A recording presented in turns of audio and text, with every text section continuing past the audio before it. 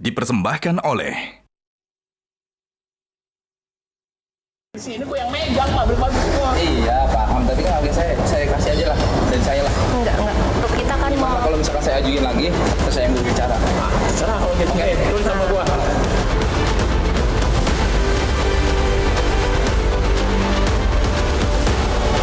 Lebaran. Terus? Mau minta inisiatifnya aja. Inisiatif gimana?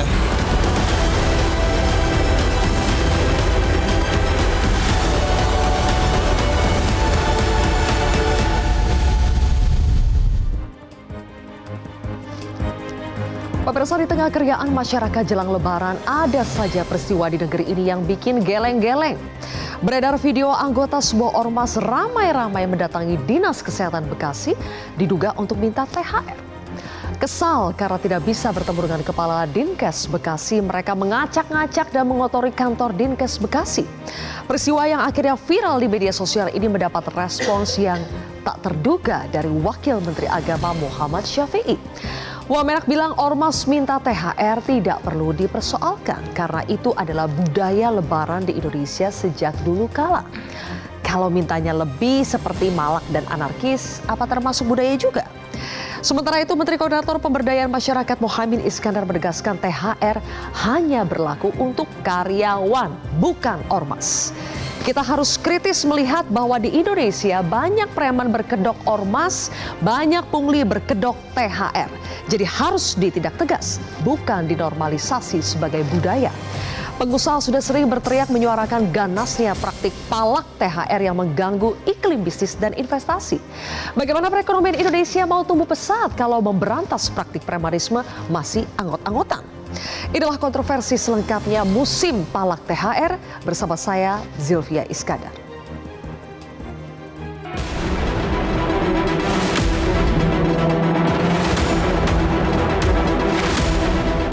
Kemarin ada beberapa ormas yang minta ke Alfamart sini, tapi untuk tahun ini sih ada 4 ormas yang kesini. kalau dari Mas sendiri ngasihnya kadang berapa? Kalau dari pihak kita sih 50.000 per ormas. Nanti pakai uang siapa, Mas? Itu dari pihak Alfamartnya.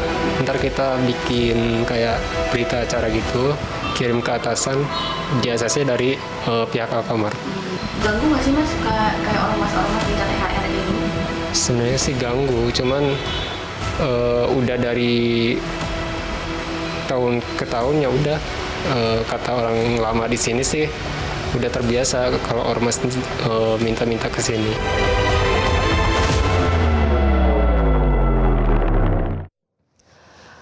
Baik, pemirsa, untuk membahasnya sudah hadir 4 narasumber di studio Metro TV. Di sebelah kanan saya adalah Wakil Ketua DPP Apindo DKI Jakarta, Nur Jamal. Selamat malam, Pak Nur Jamal. Terima kasih sudah hadir. Berikutnya ada Direktur Eksekutif Parameter Politik Indonesia, Adi Praitno. Mas Adi Prai, terima kasih sudah datang di Kontroversi. Selamat malam. Berikutnya juga ada staf ahli Kementerian Agama Iswan Disha. Selamat malam, Pak Iswan. Assalamualaikum. Berikutnya juga ada Wakil Ketua Komisi 3 atau Komisi Hukum DPR RI, Ahmad Saroni. Bang Roni, selamat malam. Selamat malam. Terima kasih sudah hadir di Kontroversi malam hari ini.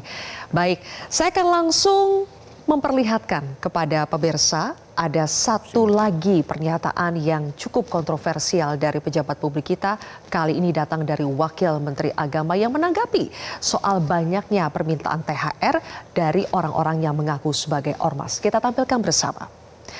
Wamenak, Wakil Menteri Agama Republik Indonesia, tidak mempersoalkan ormas minta THR dan katanya itu budaya Lebaran di Indonesia sejak dulu. Jadi Pak Iswandi, Wamenak bilang ormas minta THR adalah budaya Lebaran yang tidak perlu dipersoalkan, padahal pengusaha di sini menjerit-jerit memprotes aksi itu. Kenapa Wamenak sampai bilang begitu? Begini. Ya. Baik, terima kasih. Saya perlu menjelaskan konteks ya. Kalau berita itu sebuah teks, kita bisa paham kalau kita memahami konteksnya. Kebetulan saat itu saya ada di belakang atau di sebelah Pak Wamenak ketika ditanyain oleh wartawan.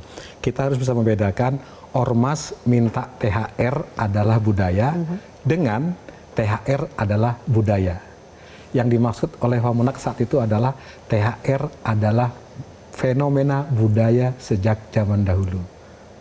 Maksudnya THR? THR-nya. THR-nya? THR-nya, budaya, bukan ormas meminta. Kalau ormas meminta, apalagi dengan cara kekerasan, justru kita mengutuk sekeras-kerasnya. Sebuah tindakan kekerasan, apalagi meminta dengan cara kekerasan. Demikian. Oke, jadi maksudnya bukan ormas minta Iya, THR-nya THR. adalah budaya, Iya. tapi THR itu Betul, maksud THR. Wamenak. Iya. Kalau THR ya kita tahu itu bukan hanya budaya, tapi memang sudah menjadi kebijakan, memang sudah menjadi Persis. hal yang diwajibkan oleh pemerintah untuk diterapkan pengusaha kepada pekerjanya. Kerjanya, betul. Oke. Iya. Dia sebut budaya karena memang kalau kita lihat, akar THR itu sudah ada sejak abad ke-16 di era Kerajaan Mataram Islam kuno. Di mana saat itu raja para bangsawan memberikan sebagian kekayaannya untuk fakir miskin dalam rangka merayakan puasa. Bahkan dalam berbagai kisah atau cerita, THR itu diberikan kepada anak kecil yang berpuasa, dihitung itu. Misalnya per hari sebutlah 1.000. Kamu berapa hari puasa Ramadan kemarin? Kalau 10 hari 10.000. Itu dalam rangka berbagi kebahagiaan, dalam rangka mensyukuri sudah melewati suatu fase ibadah yang panjang dan berat. Apakah Pak Iswandi ingin mengatakan bahwa media yang salah tangkap, salah mengutip pernyataan dari Wamenak? Ya, kalau kita lihat itu muncul dari sebuah pertanyaan sebenarnya kan, bagaimana Pak tanggapan Bapak tentang fenomena ormas minta THR? Minta THR. Iya. Kemudian ada dua peristiwa pernyataan yang menjadi antara untuk menjelaskan konteks pernyataan Kemenak sebelumnya. Pernyataan di mana, wah kalau THR saya juga butuh, gitu kan. Ya, kita juga semua butuh THR. Bahkan Pak Menak saat itu melirik ke salah satu staf ya, bagaimana Bu, ada nggak THR untuk kita ini? Jadi konteksnya kebutuhan sebagai sebuah kebiasaan pada masa lalu. Baru kemudian Menak menjelaskan THR sebuah fenomena budaya yang sudah lama. Jadi merujuk ke pendapat sebelumnya, THR-nya bukan ormasnya. Demikian. Baik. Saya ingin minta tanggapan dari Mas Adi ketika mendengar jawaban dari Pak Iswandi seperti ini.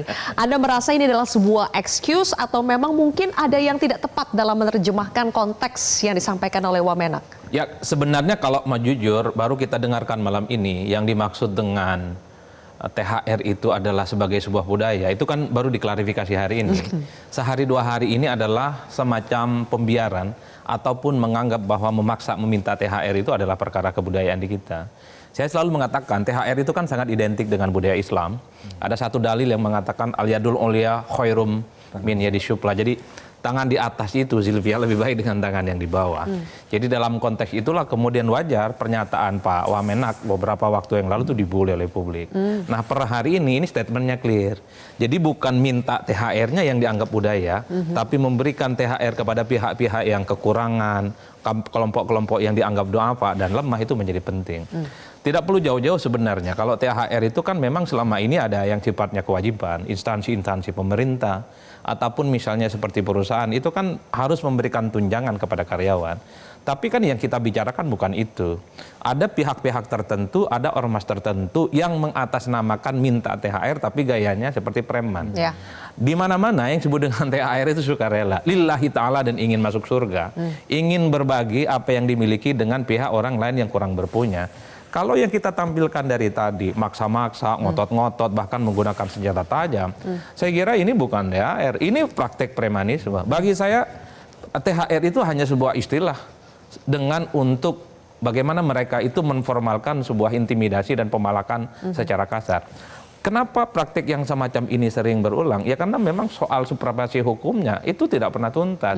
Ini bukan hanya soal menjelang Idul Fitri ataupun mau berakhir bulan Ramadan.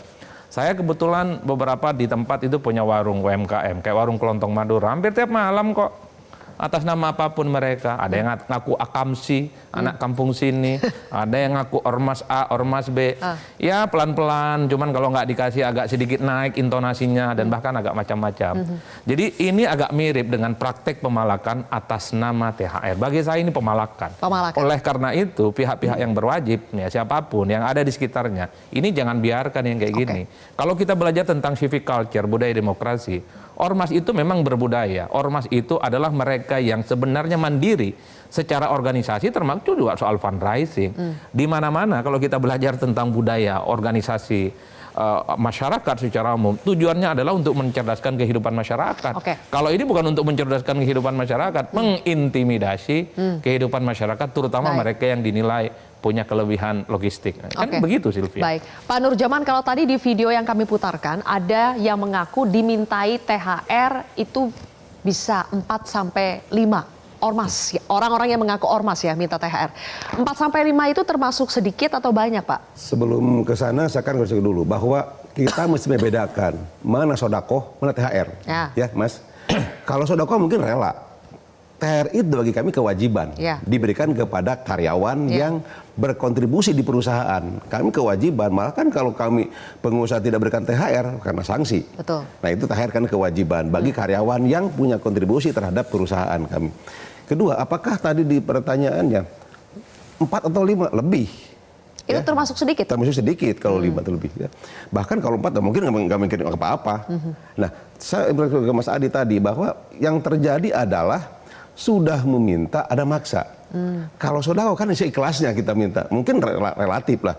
Dan ini memang sudah dari dulu, bukan baru kali ini. Cuman kami dunia usaha tidak punya kuasa untuk membantah itu. Kenapa? Hah? Ya banyak kali lebar urusannya. Maksudnya? Kan gitu loh. Kalau kita melawan kalau menolak arus, memangnya kenapa? Ya banyak kali lebar urusannya. Apa? Ya tadi kan ngomongnya luar biasa. Intimidasi pasti. Ya mungkin. Ya, ada kekerasan. Kekerasan bisa ancaman. terjadi, ancaman mungkin. Oke, ngomong luar biasa. diganggu. Pasti tidak. Gini, saya mencatat ada lebih kurang 4 atau beberapa poin di dalam kejadian yang saat ini. Satu, kita kalau ada seperti ini di dunia usaha tentunya tidak akan rasa nyaman, akan hilang rasa nyaman berusaha. Padahal kami berusaha itu butuh rasa nyaman, butuh rasa keadilan, butuh rasa investasi kita, butuh keramahan. Kalau terjadi seperti ini maka investasi kita tidak akan nyaman. Padahal kita menciptakan, jujur gini, bahwa kita dunia usaha ini bukan hanya nyari keuntungan belaka. Kalau nyari keuntungan saat ini ekonomi kita sedang tidak bagus-bagus saja, dunia usaha sekarang lagi kurang bagus. Kita bisa buktikan bahwa pemerintah juga bilang saat ini ekonomi kita tidak baik-baik saja. Dunia usaha lebih parah lagi. Kenapa? Ditopang dengan dunia usaha bagus maka ekonomi kita bagus. Nah, ekonomi kita sedang tidak bagus maka mereka pun menjerit kan? Ekonomi kita sedang tidak baik-baik saja. Ini karena apa? Karena investasi kita sedang tidak baik-baik saja. Dan salah satu faktornya adalah? Salah satunya adalah terjadi preman dan lain sebagainya. Premanisme. Sehingga kenyamanan untuk bekerja, kenyamanan berusaha akan terganggu. Dan ini persoalan klasik yang tidak selesai-selesai sampai tahun 2025. Nah, di sini perlu hadir negara, perlu pemerintah. Karena kita tidak kuasa untuk melawan itu. Nah, di sini ada pemerintah, ya, ada beberapa teman-teman di dewan. Nah, bagaimana menciptakan hal tersebut? Kita langsung tanya ke Bang Roni. Bang Roni, negara acap kali dianggap tidak hadir ketika berbicara soal premanisme. Ini persoalan klasik, tapi kenapa terus berulang sampai sekarang, Bang? Ya, itu tadi pembiaran pada tingkatan yang tadi sebelah kita bilang tadi, budaya. THR dijadikan budaya. Nah, problemnya sekarang adalah negara kita lagi tidak baik-baik aja. Premanisme mengatasnamakan ormas untuk mendapatkan THR itu. Sebelumnya kalau lagi dunia usaha baik-baik aja, kan ini nggak perlu terblow up. Oh, pasti dia kasih. Tapi karena sekarang lagi suasana usaha lagi nggak baik, maka premanisme ini muncul di dunia modernisasi sekarang. Di videoin, diviralin. Nah, apapun ceritanya ormas yang melakukan premanisme terhadap permintaan yang tidak layak, polisi harus bertindak. Nah, kenapa polisi harus bertindak? Apapun ceritanya ormas yang mengatasnamakan permintaan THR yang disebut tadi masalah budaya, maka siapapun ormasnya wajib ditangkap. Dan selama ini memang penegakan hukum kepada aksi-aksi premanisme, preman berkedok ormas, pungli berkedok THR, itu bagaimana, Bang Roni? Nah, ini semua tadi tergantung dari penegakan hukum. Nah, dalam sisi lain, ormas-ormas ada yang notabene di-backingin oleh penegakan hukum. Nah, inilah ormas juga di-backing aparat? Dua-duanya. Penegakan hukum, aparat, dan para pejabat yang melakukan backing daripada ormas. Apalagi ormas besar-besar sebenarnya. Nah, kita sekarang pengen pemerintah dalam hal ini Pak Presiden sudah ngomong mengatasnamakan ormas untuk melakukan premanisme, sikat. Nah, itu jelas kok. Kalau itu tanpa ada aturan lagi, Kapolri, Panglima TNI siagain untuk jagain Republik ini dari premanisme. Sebetulnya tanpa perlu perintah Presiden harusnya sudah berlangsung begitu saja ya, dijalankan karena Ya, memang ini aturannya harus minimal ditegakkan. ada kekuatan lah. Oke. Kalau Presiden udah ngomong, diartikan oleh Kapolri dan Panglima TNI untuk pengamanan. Oke, coba kita dengarkan nanti ada Kapolres Bekasi, Polda Metro Bekasi yang akan bergabung bersama kita karena salah satu wilayah yang ditengarai banyak aksi premanisme berkedok minta THR itu adalah di wilayah Bekasi. Nanti kita akan tanyakan bagaimana penegakan hukumnya sesaat lagi.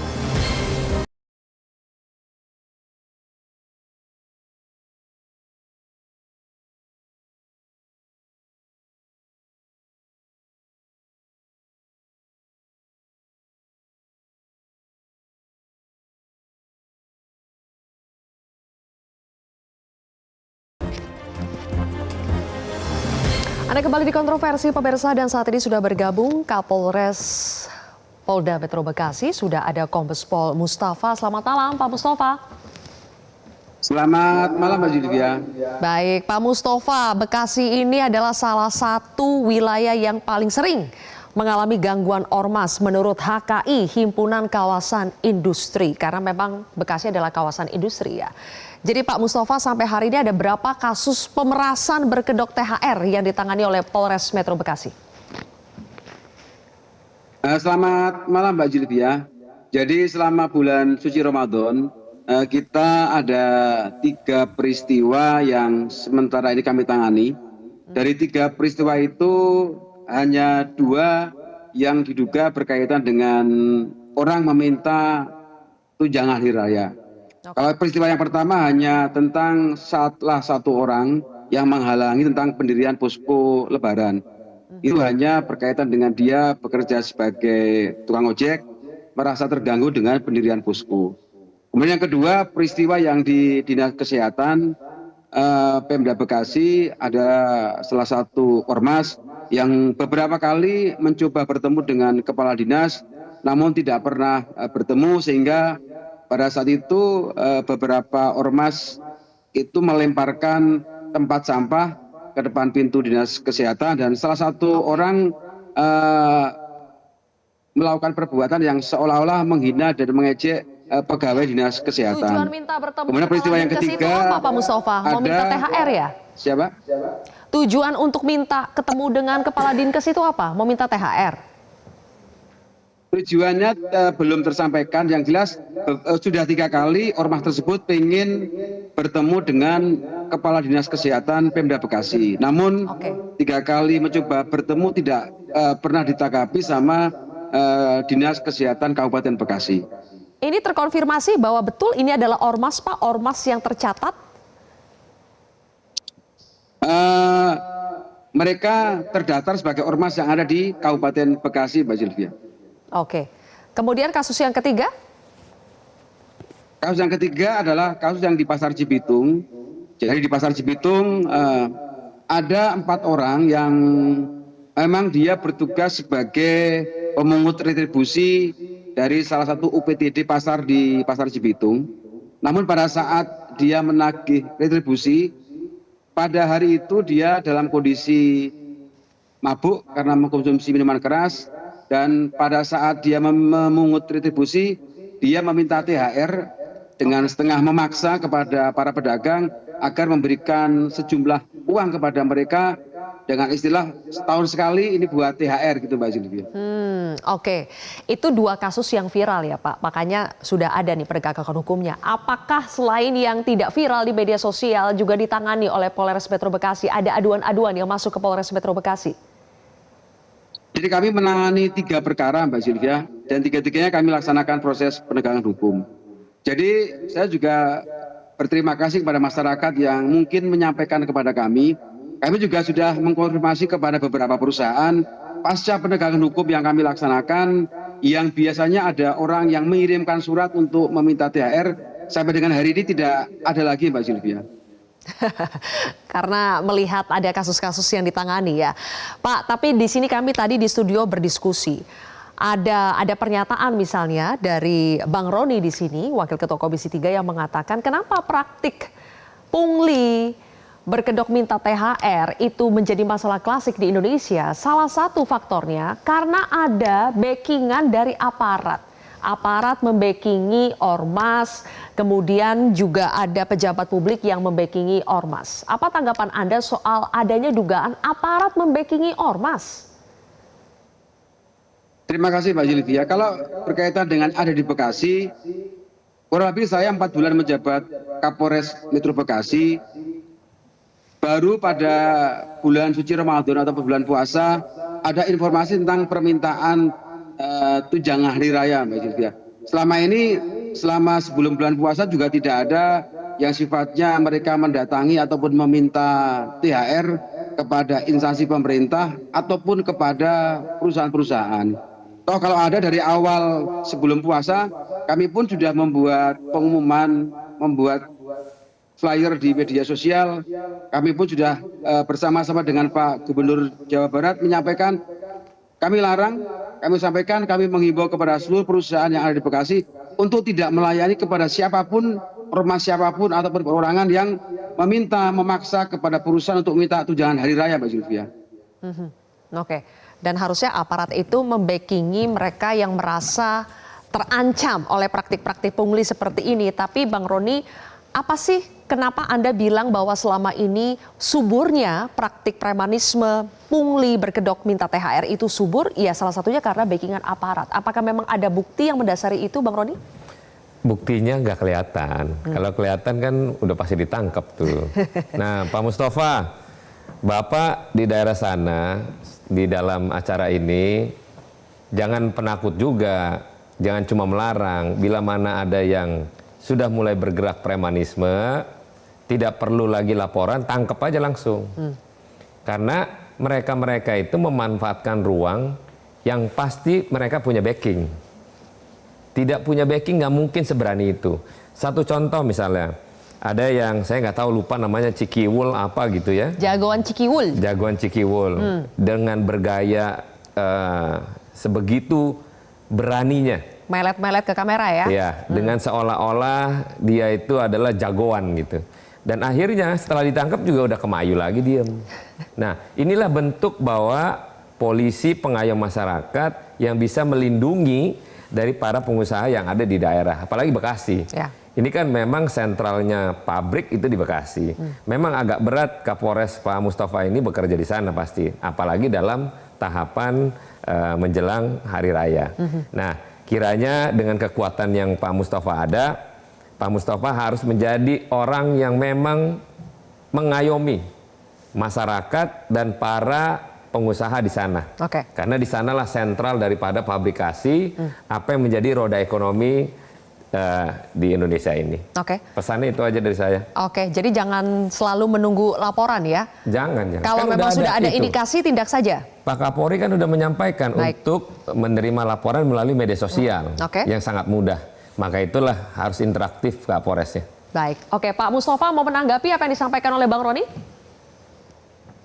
Terima kasih Mbak Zilvia. Jadi kalau kami di Bekasi, kami sudah door to door kepada perusahaan yang selama ini kami dapat informasi katanya sering datangi ormas. Kami langsung mendatangi semua perusahaan yang ada di Bekasi. Kami menyampaikan pertama adalah kepada pemilik perusahaan untuk tidak menanggapi bila mana ada orang yang meminta tunjangan hari raya Mbak Zilvia. Kemudian kedua, ya tadi kami sampaikan 3 penegakan hukum yang kami laksanakan.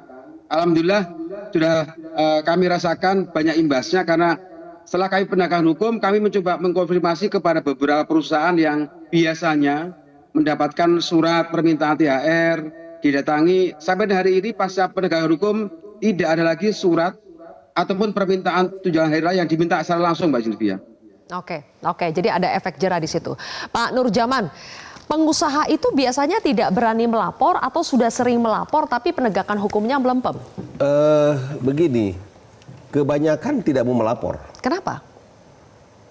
panjang kali lebar urusannya. Panjang kali lebar terus nih Pak. Iya, jadi percuma. Maksudnya panjang kali lebar gimana? Begini, yang diharapkan tadi sudah Bang Dodi sampaikan bahwa yang diharapkan itu penegakan langsung dari aparat pemerintah yang ada di daerah atau dimanapun juga, termasuk dari kepolisian, tidak menunggu laporan, ya, mendingan langsung tindakan. Atau sekarang gini. Kenapa kalau melapor apakah memang kosnya jadi lebih mahal lagi? Bisa seperti itu. Nah, bisa seperti itu. Jadi yang harapan gini Mas Silvia, yang diharapkan itu sekarang kan ini bukan hanya untuk hari ini, tapi kedepannya kan bagaimana? Jangan sampai penegakan hari ini Pak Kapolres sudah menyampaikan itu sehingga tidak ada. Dijamin nggak tahun depan? Ya. Kita kan tidak menjamin tahun depan. Apalagi Pak Kapolres baru 4 bulan, kan itu. Baru menemukan hal ini. Sebaiknya dari sekarang itu bikin aja pengumuman atau pemerintah mengeluarkan satu statement dalam bentuk tulisan, mau berbentuk keputusan presiden atau keputusan Kapolri, bikin yang paling gede di kawasan industri atau di perusahaan, yang paling gede dilarang untuk memberikan sumbangan apapun terhadap permintaan THR dan lain sebagainya. Karena gini, kalau tadi dikatakan bahwa THR itu budaya, bukan budaya THR itu. Itu bukan budaya. THR itu adalah kewajiban pengusaha untuk memberikan kepada karyawan. Cuman suka salah tafsirkan sedikit-sedikit THR. Salah.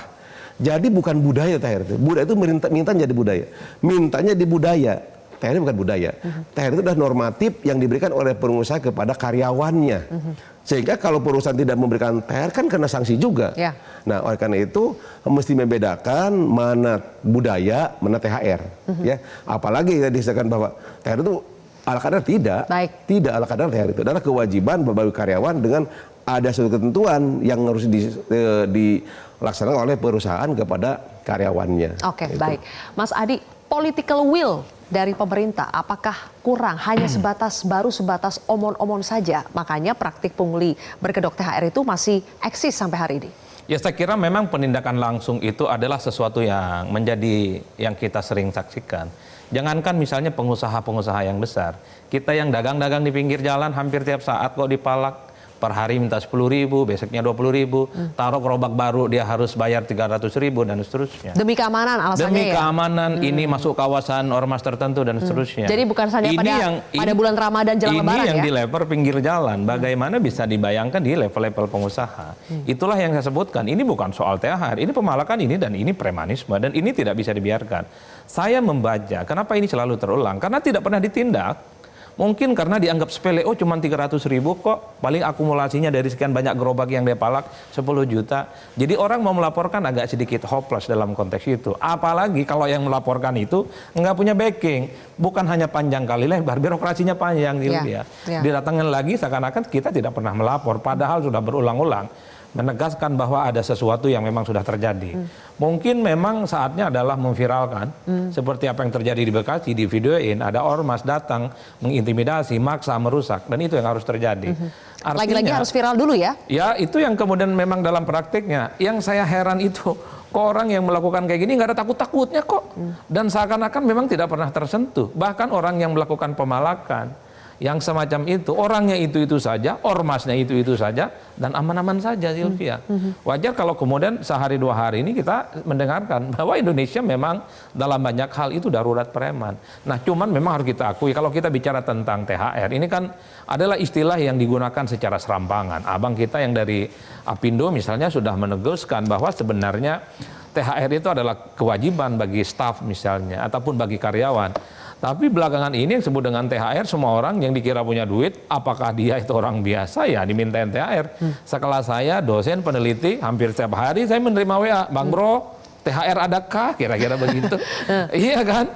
Apalagi Bang Sahroni, pimpinan Komisi 3, Komisi Basah, pasti WA-nya penuh permintaan THR. Apalagi basis konstituennya banyak kan. Itu yang saya kira bahwa memang THR itu selalu dijadikan sebagai momentum untuk meminta sesuatu, tujuannya adalah memeriahkan bagaimana Idul Fitri itu bisa mantap. Nah, konteksnya pemalakan yang dilakukan oleh ormas bukan THR.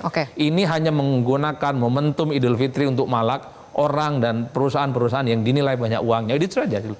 Dan mungkin gini Mbak, iya, Pak. Yang seharusnya bukan hanya tindakan sesaat, tapi bagaimana pemerintah membuat satu regulasi dalam peran ormas. Ormas itu mesti diteliti, mesti dievaluasi tentang beneran ormas. dibersihkan lah. Mana ini orang, apakah ini ormas bener atau hanya ormas-ormasan? Mesti harus dilihat bagaimana itu ormas itu, apakah ini ilegal atau legal. Terdaftar loh Pak, tadi misalnya contoh yang disebutkan oleh Pak Kapolres. Apalagi kalau berarti ada satu yang kurang bagus di dalam penetapannya. Dari mana sumber ormas itu? Kan mendirikan ormas itu harus ada sumber dananya. Dari mana dia mencari sumber dananya? Apakah memang dari itu? Jangan-jangan ormas berdiri untuk mencari penghidupannya dari malak, itu kan salah. Ya.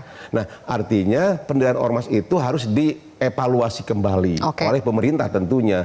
Nah, kami kan tidak bisa mengevaluasi itu karena yang berdiri mungkin dari Kementerian Agama, dari Bang Saroni yang menginisiasi pendirian ormas tersebut. Kami tidak melihat ormas besar malak. Muhammadiyah nggak pernah lihat, dengar, NU nggak pernah, apalagi yang besar-besar nggak pernah kan kita mendengar bahwa ini dari NU atau nggak ada. Berarti kan benar tuh. Nah, ini yang mesti diteliti, itu yang dievaluasi itu ormas-ormasnya terlalu banyak sekarang. Bagaimana cara mengevaluasi tersebut sehingga mereka ada efek jera. Ormas juga bisa dihilangkan. Kita akan tanya ke Pak Iswandi dan juga ke Bang Roni, tapi usai jeda pemirsa, kita akan kembali sesaat lagi.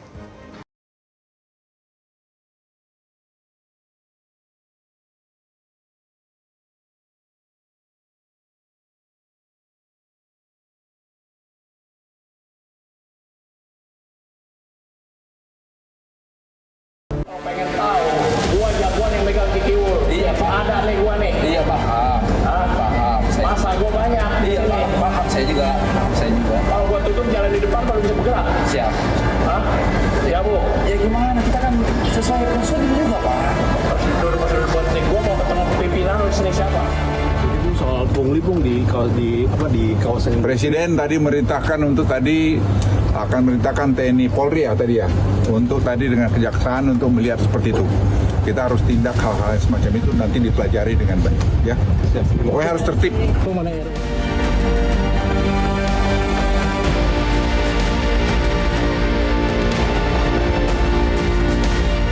Keras untuk bikin proposal. Saya larang keras grip untuk meminta-minta. Tetapi kalau memang kamu mau minta, teman kamu sendiri, sahabat kamu sendiri pengusaha, kamu datang, brother, aku mau bikin kegiatan ini, aku minta disupport. Tapi saya larang keras untuk bikin proposal. Kalau ketua DPD saya, ketua DPC bikin proposal, aku minta langsung dipecat.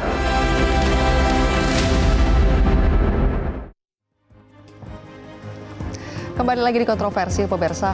Pak Iswandi, tadi dari Pak Nurjaman mengatakan harusnya ada evaluasi kepada ormas-ormas. Dan salah satu yang memberikan rekomendasi maupun evaluasi itu ada di Kementerian Agama, terutama untuk ormas keagamaan.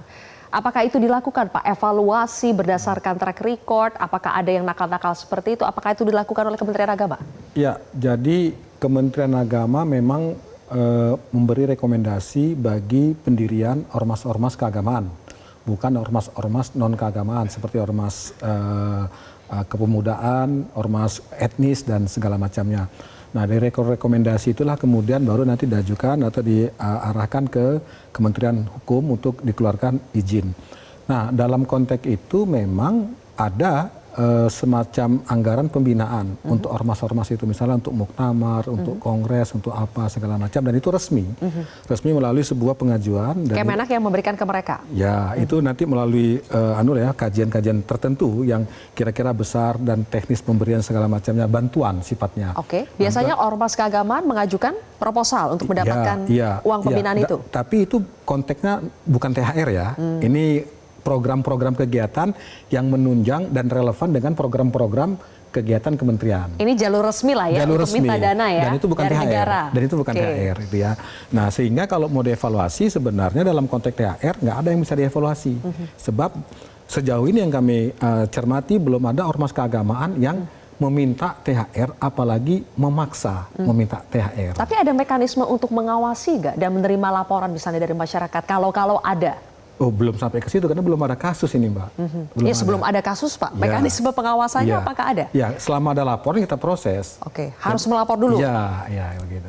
Nah, saya juga tadi ingin menambahkan sedikit, kalau tadi Bang Nurjaman bilang ini bukan budaya, ada betulnya juga kalau kita lihat THR dalam konteks hari ini. Tetapi THR yang kita pahami dalam konteks panjang sejarah itu kan formalisasi sebuah tradisi ya. Kalau kita lihat sudah ada tradisi memberi-beri ketika bulan Idul Fitri itu. Nah, tradisi itu kemudian kan digunakan oleh pemerintah di era Perdana Menteri Sukiman tahun 50-an kalau saya nggak salah.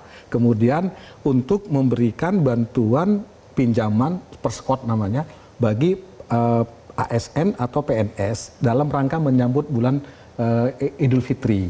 Nah, itu yang kemudian para buruh cemburu kan kira-kira, ya ini yang diberi kok pegawai negara, tapi pegawai swasta kok enggak. Itu yang kemudian muncullah istilah THR tahun 94 itu. Nah, jadi THR hari ini sebenarnya formalisasi dari selain sebuah kontroversi tradisi. THR itu adalah budaya atau ormas THR, ormas minta THR itu adalah budaya. Ada satu lagi pernyataan dari Kementerian Agama yang harus saya tanyakan nih Pak.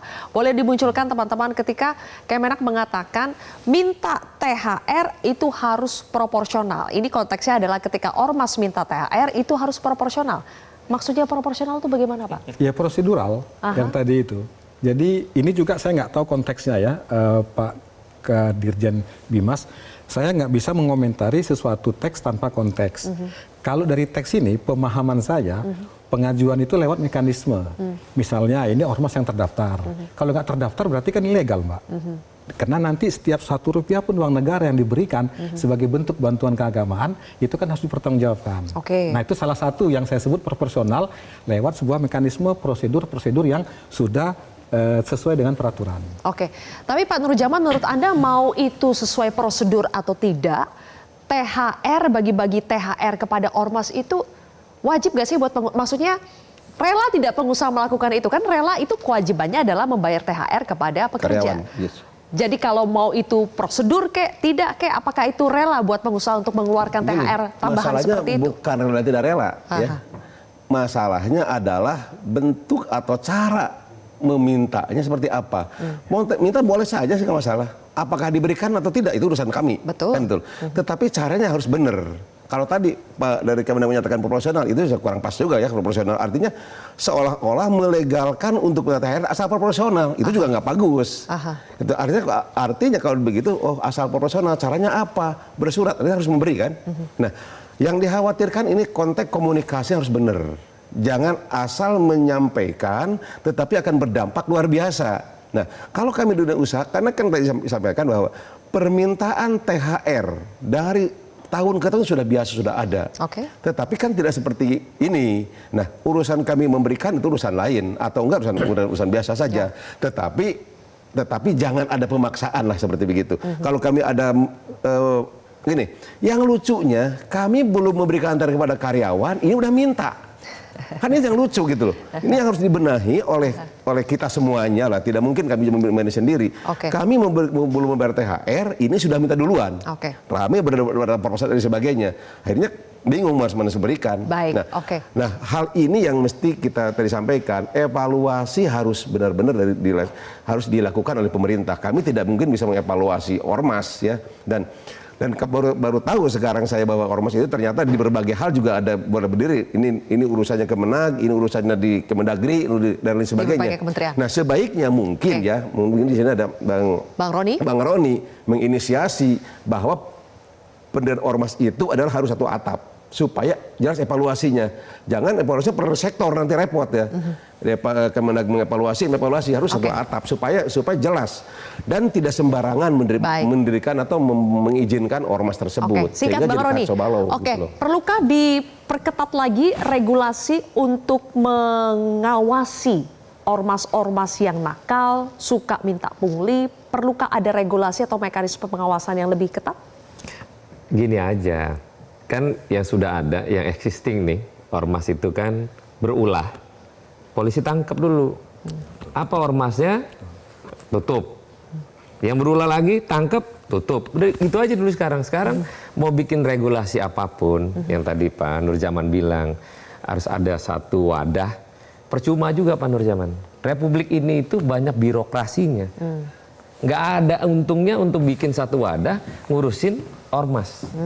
Sekarang bagaimana mekanismenya? Menteri Hukum, bila mana ada pengajuan ormas, sampai ke Menteri Hukum, coret. Udah itu aja, nggak ada yang lain. Percuma kalau akhirnya bikin satu wadah, sedangkan Menteri Hukum pada saat pengajuan, ada juga kelompok yang meloloskan ini. Nah, kita kelompok di bawah nih. Nah, yang paling gampang sekarang, tangkepin dulu yang bermasalah itu, udah tahu nama ormasnya, tutup. Nah, itu paling gampang untuk sekarang. Dihilir ya. Setelah itu, setelah lebaran nanti baru dievaluasi lebih jauh. Ormas Tapi nanti mana? ada alasan, itu kan bukan ormas, itu oknum. Hanya oknum. Kalau oknum dia ada tanda KTA-nya, jelas, tangkep, copot itu ormasnya. Gampang kok, kalau mau dengan mudahnya kok. Nggak Coba perlu ya. repot. Menurut Bang Roni gampang, menurut Pak Nurjaman itu panjang kali lebar. Panjang Coba karena kita sebagai tanya ke pengusaha. Pak Kapolres lagi. Pak Kapolres, Pak Mustafa, masih bergabung Pak Mustafa? Dari tadi mendengarkan ya perbincangan kami ya. Ada satu pernyataan yang tergelitik saya mendengar ya Pak Mustafa. Kalau pengusaha itu dikit-dikit melaporkan ke polisi, justru panjang kali lebar urusannya karena bisa saja pungli yang diminta ormas itu pindah. Diduga polisi juga ikut bermain di situ. Bagaimana itu Pak Mustafa? Jadi gini Mbak, kami sudah membuktikan bahwa penegakan hukum yang ada di Bekasi sangat dirasakan oleh para pengusaha yang ada di Kabupaten Bekasi. Karena apa? Kami sudah melaksanakan survei ataupun mendatangi kembali kepada perusahaan bahwa pungli itu tidak ada. Tapi kalau berkaitan dengan penegakan hukum, pasti jelas, sangat jelas perintah Bapak Presiden tentang penegakan hukum, Pak Kapolri, termasuk kami di Provinsi Jawa Barat, Bapak Gubernur juga sudah sangat tegas agar tidak melalui dari penegakan hukum terus kami laksanakan, Mbak Sylvia. Oke. Setidaknya untuk wilayah Bekasi, Pak Mustafa, bisakah dijamin ketika ada pengusaha yang melapor mereka dimintai pungli oleh para preman ini, tidak akan ada pungutan lagi yang harus mereka keluarkan untuk memperlancar proses penyelidikan hukumnya di kepolisian? Kami sangat menjamin, Mbak Sylvia, karena kami sendiri yang malah door to door kepada para pelaku usaha. Kami menjamin bahwa bila mana ada gangguan, bila mana ada aduan, kami akan yang mendatangi perusahaan, Mbak Sylvia. Tidak ada pungutan lagi ya Pak? Pak Mustafa, saya potong dikit. Nanti Pak Mustafa anggotanya bikin satu hotline yang untuk disebarkan seluruh pengusaha itu. Bila mana ada oknum atau ormas yang meminta lagi, langsung telepon ke anggotanya Pak Mustafa. Segera untuk menindaklanjuti, tangkap, benarkah dia yang bersangkutan memiliki KTA. Saat itu juga Pak Mustafa langsung blacklist itu perusahaan dengan mendasari bikin surat ke Menteri Hukum. Mungkin itu lebih baik kali. Baik, Pak Mustafa boleh ditanggapi nanti ya. Kita harus jeda lagi, pemirsa, kontroversi akan kembali sesaat lagi.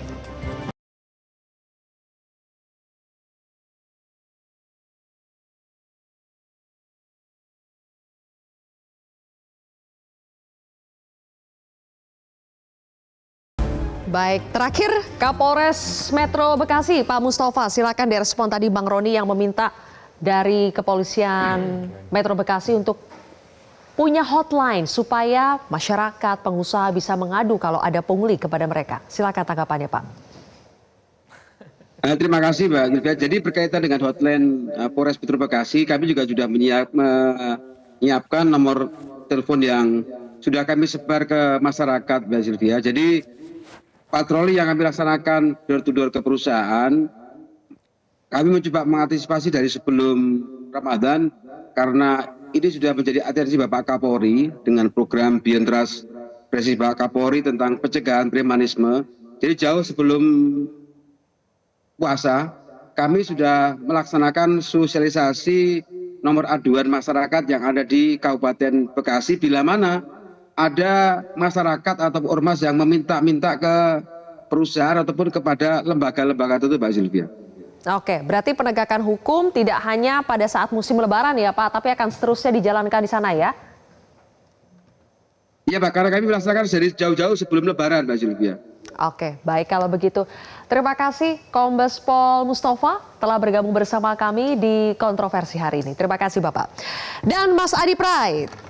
Terakhir, kalau judul kita adalah musim palak THR, sebetulnya ini tidak hanya terjadi pada saat musim Lebaran ya. Soal palak memalak ini, aksi premanisme pungli ini, tapi sepanjang tahun, kapanpun itu. Jadi Sylvia, kalau mau jujur sebenarnya ada ormas yang sebenarnya sangat mudah untuk men-tracking apa kegiatan mereka. Misalnya soal empowering dan pemberdayaan terhadap masyarakat. Mereka itu memberikan semacam pendidikan, advokasi dan terusnya. Tapi banyak juga ormas di Indonesia ini nggak jelas. Laya mutu, walayah ya, ormasnya ada, kegiatannya tidak ada. Yang justru muncul adalah proses-proses pemalakan itu.